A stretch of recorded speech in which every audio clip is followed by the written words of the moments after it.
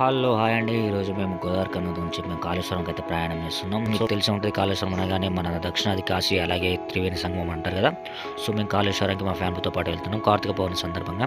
So, ఇక్కడ bus స్టాండ్‌లో ఒక వాటర్ బాటిల్ కొనుక్కొని చిన్న చిన్న స్నాక్స్ తీసుకొని వెళ్దామని వచ్చేసరికి ఇక్కడేంటంటే మన బస్ డిపోల కౌంటర్‌లో ఎంక్వైరీ కౌంటర్‌లో అడిగితే డైరెక్ట్ కాళేశ్వరం ఇక్కడ నుంచి బస్సు లేదండి మార్నింగే ఉంది. సో, మీరు మన కాటన వరకెళ్ళి అక్కడ నుంచి మళ్ళీ భూపాలపల్లి నుంచి వచ్చే రోడ్ కాళేశ్వరంకి వెళ్ళడానికి మీకు బస్సులు అనేటివి అవైలబుల్‌గా ఉంటాయని చెప్తే సో, అక్కడ నుంచి మళ్ళీ మేము బస్సు తీసుకొని వెళ్ళినాం. సో, ఎంటీ బస్సులో మేమే ఫస్ట్ ఎక్కేసామండి. ఇందులో ఎక్కిన తర్వాత ఇక్కడ నుంచి ఇది కాటారం. ఈ కాటారం వరకు ఇక్కడికి వచ్చేసాం. సో, ఇది కాటారం సర్కిల్ ఇది. సో, కాటారం వచ్చారు బస్సు వచ్చారు కొంచెం లేట్ అవుతుందని చెప్పి మా కాళేశ్వరానికి ఈలోపు మా అమ్మ ఏం చేసిందంటే సో, మొక్కజొన్న కంకులు తీసుకుంది. సో, కంకులు రేట్ చేస్తున్నాం. అమ్మ ₹15 అంటుంది. అయినా కూడా మా అమ్మ తగ్గట్లేదు. బేరం ఆడింది. ₹10కి ఒక కంకు తీసుకొని సో, బస్సు వచ్చేలోపు కంకు తినుకుంటున్నాం. సో, బస్సు రాగానే ఎక్కేసి ఇలా కాళేశ్వరంకి అయితే వచ్చేసానంటే బస్సులో వీడియో అయితే తీయలేదు. ఎందుకంటే సో, ఫుల్గా జనాలు ఉండడం వల్ల బస్సులో వీడియో తీయడానికి అయితే వీల్లేదు.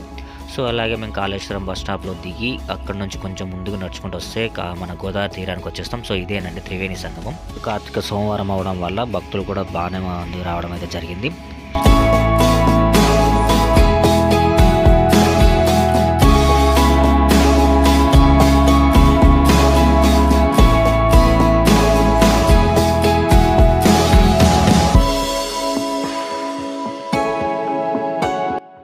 నీటి ప్రవాహం కొంచెం తక్కువ ఉండడం వల్ల మేము కొంచెం నీళ్ళు ఎక్కడైతే ఏరియాలో ఉన్నాయో అక్కడ వరకు ఇసుక మెడలో నడుచుకుంటూ వెళ్ళి అక్కడ దాకా వెళ్ళిన తర్వాత చూస్తున్నారు కదా చాలామందికి తెలిసే ఉంటుంది. మన గోదావరి నది ఉన్న ఏరియాలో అలాంటి నదులు ఉన్న ఏరియాల దగ్గర మనం ఇలా దేవుని పటాలు ఉండి వాటి పూజలు చేయడం గోదావరి దగ్గర కొబ్బరికాయలు కొట్టడం మనం రెగ్యులర్గా చూస్తూనే ఉంటాం. సో, మీరు ఇలాంటిది మీ ఏరియాలో ఎప్పుడైనా చూసి ఉంటే కింద కామెంట్ సెక్షన్లో కామెంట్ చేయండి. సో, ఈ గోదావరి ఒడ్డున ఉంటాయి మనం ఎప్పుడు స్నానాలకు వెళ్ళినప్పుడు. సో, ఇక్కడ ఒక అమ్మాయి ఏంటంటే క్లీన్ చేస్తుంది కొబ్బరికాయలు అన్నీ అవన్నీ తీసేసి.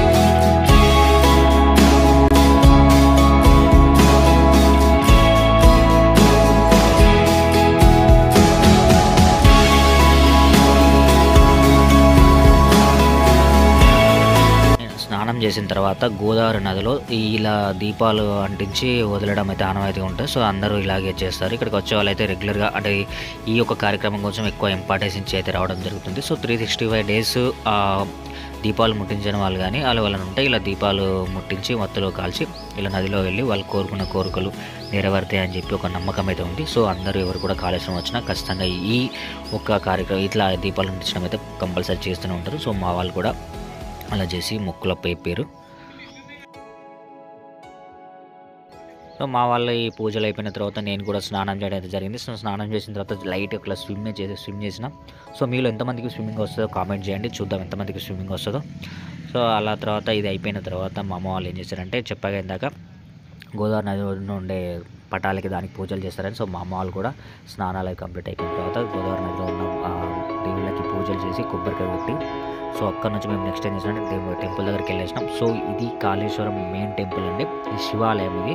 సో, మేము అక్కడ గంగా స్నానంలో మా స్నానాలు కంప్లీట్ చేసి అక్కడ పూజ కార్యక్రమం పూర్తి చేసుకున్న తర్వాత మేము దర్శనానికి అయితే ఇక్కడికి రావడం జరిగింది. సో, లోపల జనాలు మామూలుగా లేరు. ఆ రోజు కార్తీక సోమవారం అని చెప్పినా కదా. సో, దేవుడికి ఇష్టమైన రోజు.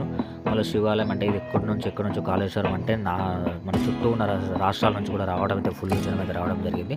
సో, ఈ పక్కన మీరు చూస్తున్నారు కదా చాలామంది ఇందాక చెప్పినట్టే 365 డేస్ దీపాలు ముట్టించిన వాళ్ళు కార్తీక పౌర్ణమికి దీపాలు వెలిగించే వాళ్ళు కూడా వెలిగించే ప్లేస్ ఇది. సో, ఉసిరికాయలు కానీ నిమ్మకాయలు కానీ ఇలాంటి కొన్ని ఐటమ్స్తో దీపాలు అయితే వెలిగిస్తారు. లోపలికి ఎంట్రీ అని మనం నందీశ్వరుడు దర్శనం ఇస్తారు మాత్రం ఆ నందీశ్వరుని చూడడానికి మాత్రం 2 కళ్ళు సరిపోవు. ఎందుకంటే అంత బాగుంటుంది ఆ ప్లేస్. ఫస్ట్ నందీశ్వరుని దర్శనం చేసుకున్న తర్వాత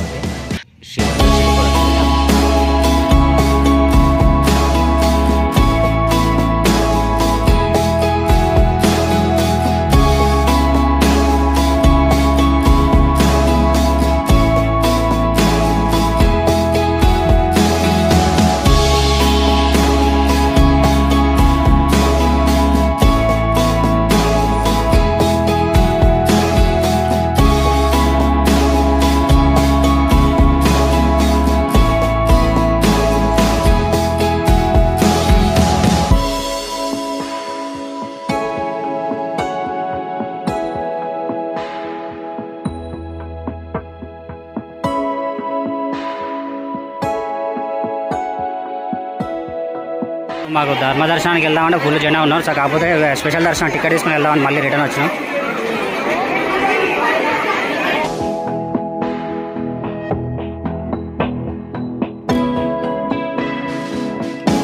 శివుని దర్శనం కంప్లీట్ అయిపోయిన తర్వాత బయటకు వచ్చితే మనకి ఇలాంటి విగ్రహాలను దర్శనమిస్తాయి. సో మత్స్య అవతారం అలాగే కొన్ని విగ్రహాలు దేవతలు బయట. సో శివుడు పార్వతి విగ్రహాలు ఉన్నాయి. సో చాలామంది ఫోటోలు అయితే దిగుతున్నారు. జాటికి కొంచెం ముందుకు వచ్చిన తర్వాత శివలింగాలు అలాగే సంబంధించిన కొంచెం హనుమాన్ విగ్రహాలు అన్నీ అయితే మనకు కనిపిస్తుంటాయి.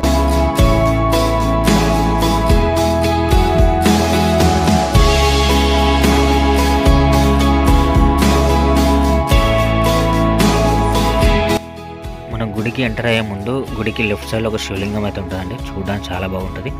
సో ఇదే ఆ శివలింగం.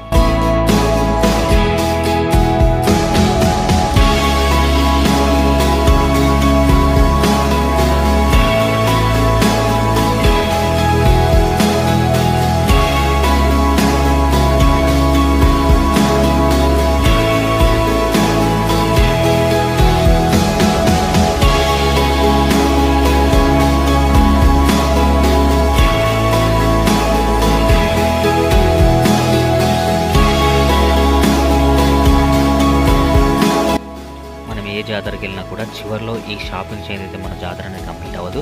సో మీరు చిన్నప్పుడు ఎక్కువగా ఎలాంటి బొమ్మలు కొనుక్కున్నారో జాతరలో ఒకసారి కామెంట్ చేయండి. మేమైతే రీసెంట్గా కాళేశ్వరం అయితే సందర్శించడం అయితే జరిగింది. సో మీరు కూడా మీ ఫ్యామిలీతో పాటు రీసెంట్గా ఏ టెంపుల్కి వెళ్ళారు, ఎలాంటి జాతరకి వెళ్ళారు అనేది కామెంట్ సెక్షన్లో కామెంట్ చేయండి, లైక్ చేయండి, షేర్ చేయండి. మీరు నా వీడియో ఫస్ట్ టైం చూసినట్లయితే సబ్స్క్రైబ్ చేయడం అయితే మర్చిపోకండి. Thanks for watching.